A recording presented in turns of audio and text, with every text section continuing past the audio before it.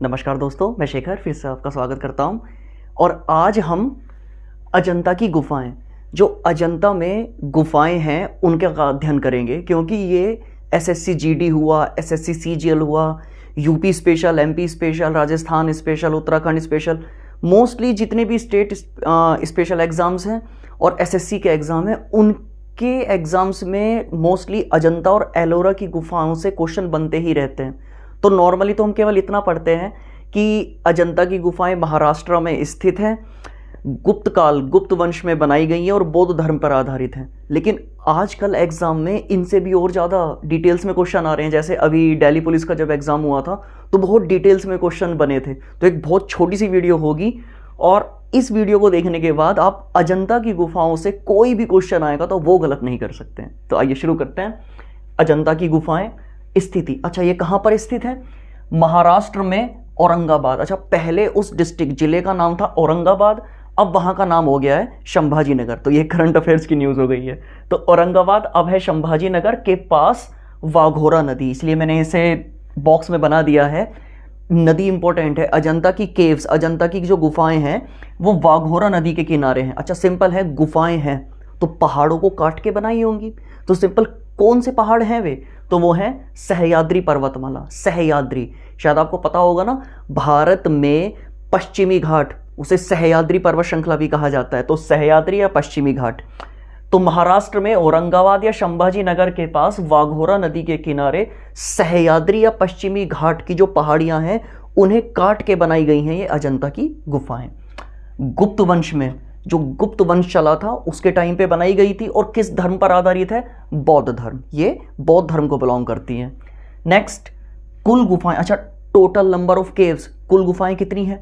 तो ये कुल गुफाएं हैं 29। टोटल 29 अलग अलग गुफाएं, 29 अलग अलग केव्स हैं वहां पर, जिनमें से जो 25 गुफाएं हैं वे तो हैं विहार, और जो 4 गुफाएं हैं वो हैं चैत्य। अच्छा, अब ये विहार और चैत्य ये क्या होता है? जहां पर बौद्ध भिक्षु रहा करते थे, जो बौद्ध भिक्षुओं के रहने का स्थान होता था, मतलब जो आवास होता था, उसे कहा जाता था विहार। मतलब जिन गुफाओं में बौद्ध भिक्षु रहा करते थे उन्हें कहा जाता था विहार।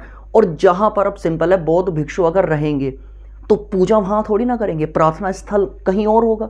तो ऐसी गुफाएं जहां उनका प्रार्थना स्थल, एक तरीके से प्रार्थना करने का, प्रेयर का रूम होता था, उसे कहा जाता था चैत्य। तो गुफाएं, बौद्ध धर्म में गुफाएं 2 प्रकार की होती थी। एक तो कहते थे विहार।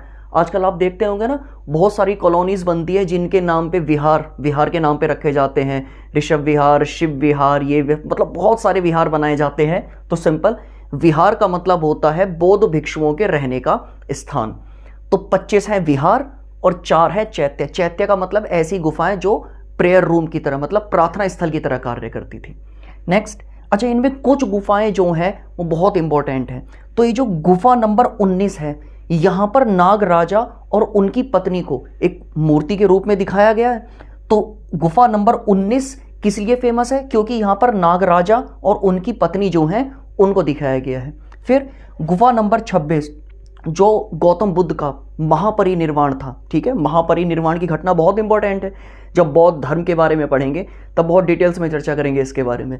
लेकिन बौद्ध का जो महापरिनिर्वाण है उसको जो बताया गया है वो बताया गया है गुफा नंबर 26, मतलब केव नंबर 26 में। क्लियर? तो अब रंगों की बात करते हैं। अच्छा, सिंपल है, अगर गुफाओं में मूर्तियां या चित्रकला बनाई जाएगी तो उसमें रंगों का भी प्रयोग होगा। अच्छा, उस जमाने में ये केमिकल, रसायन वाले कलर तो होते नहीं थे। तो यहाँ जो रंग, चित्रकारी में जो चित्रकला और मूर्तियां मिली हैं, इनमें जो रंग का इस्तेमाल किया गया है वो जो स्थानीय वनस्पति होती थी, जो वहाँ पर पेड़ पौधे मिलते थे, पेड़ पौधे, फूल, उनसे जो रंग, प्लस जो खनिज, जो मिनरल्स होते थे, इनसे जो एक तरीके से प्राकृतिक तरीके से जो रंग बनाए जाते हैं, उनका चित्रकारी में, मतलब आर्ट में, और जो मूर्ति बनाई गई उसमें इनका यूज़ किया गया था। ठीक है, चित्रकारी की रूपरेखा में लाल रंग का इस्तेमाल किया गया। एक तरीके से जो आर्ट बनाई गई, जो चित्रकारी बनाई गई है इन गुफाओं में, तो उसमें जो आउटलाइंस की गई हैं उसमें रेड कलर का प्रयोग किया गया है। लेकिन इससे ज़्यादा इंपॉर्टेंट ये है कि जो भी यहाँ पर चित्रकारी, जो भी यहाँ पर अंदर आर्ट मिलती है, उसमें नीला रंग अनुपस्थित है, नीला रंग प्रेजेंट नहीं है। तो ये बात मोस्ट इंपॉर्टेंट है। कि यहाँ पर नीला रंग, ब्लू कलर जो है वो एब्सेंट है, नीला रंग कहीं नहीं मिलता है। ठीक है बात। अच्छा अभी बताएं कितनी गुफाएं थी? 29। तो 29 गुफाओं में से जो 5 गुफाएं हैं ये बौद्ध धर्म की हीनयान शाखा से बिलोंग करती हैं, और 24 जो गुफाएं हैं, 24 जो केव्स हैं वो महायान शाखा से बिलोंग करती हैं। अच्छा हीनयान और महायान, बौद्ध धर्म में कितनी संगीतियां हुई हैं? बौद्ध धर्म की 4 संगीतियां हुई हैं। ठीक है, तो 4 संगीतियों में जो चौथी संगीति हुई थी, ठीक, उसमें बौद्ध धर्म 2 शाखाओं में बट गया था, एक तो हीनयान और एक महायान। हीनयान मतलब बौद्ध धर्म की जो हीनयान शाखा है उसका अर्थ होता है कि गौतम बुद्ध को, मतलब एक तरीके से इसे कह सकते हैं पुरातन बौद्ध धर्म, और यह है आधुनिक बौद्ध धर्म। मतलब सिंपल, हीनयान शाखा में गौतम बुद्ध की मूर्ति नहीं बनाई जाती है और ना ही उन्हें भगवान माना जाता है, उन्हें केवल एक समाज सुधारक के तौर पर देखा जाता है, गुरु के तौर पर देखा जाता है। लेकिन महायान शाखा में गौतम बुद्ध को, महात्मा बुद्ध को भगवान मान लिया गया है और उनकी मूर्ति पूजा होती है। तो ये आधुनिक शाखा है और ये पुरानी या पुरातन शाखा है, और ये बौद्ध धर्म का आधुनिक रूप है। आधुनिक मतलब मॉडर्न स्वरूप है ये। नेक्स्ट बात करते हैं, जो भारत में चाइनीज यात्री, जो चीनी यात्री आए थे, बहुत सारे यात्री आए थे चाइना से भी, लेकिन उसमें 2 फेमस है, एक तो फाहियान और एक हिनसांग। अच्छा फाहियान ये किनके टाइम पे आए थे? ये आए थे जो गुप्त वंश के राजा थे चंद्रगुप्त द्वितीय, जिन्होंने विक्रमादित्य की उपाधि ली थी।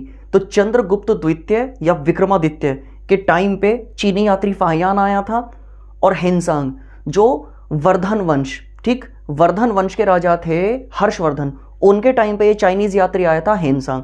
तो फाहियान और हिनसांग ने जो इंडिया में आए, यहाँ पे स्टडी की, पूरे भारत को घूमा, तो सिंपल है इन्होंने भी बुक्स लिखी, तो इनसे जो जानकारियां प्राप्त होती हैं, मतलब जो इनकी लिखी हुई बुक्स हैं उनमें भी जिक्र मिलता है अजंता की गुफाओं का। तो ये सारा स्टडी करने के बाद आपका अजंता की गुफाओं से कोई भी क्वेश्चन छूट नहीं पाएगा। ठीक है, तो नेक्स्ट क्लास में हम एलोरा की गुफाओं का ऐसा ही शॉर्ट में अध्ययन करेंगे। शॉर्ट होगा लेकिन बहुत ज़्यादा इंपॉर्टेंट होगा। तो मिलते हैं नेक्स्ट क्लास में। धन्यवाद।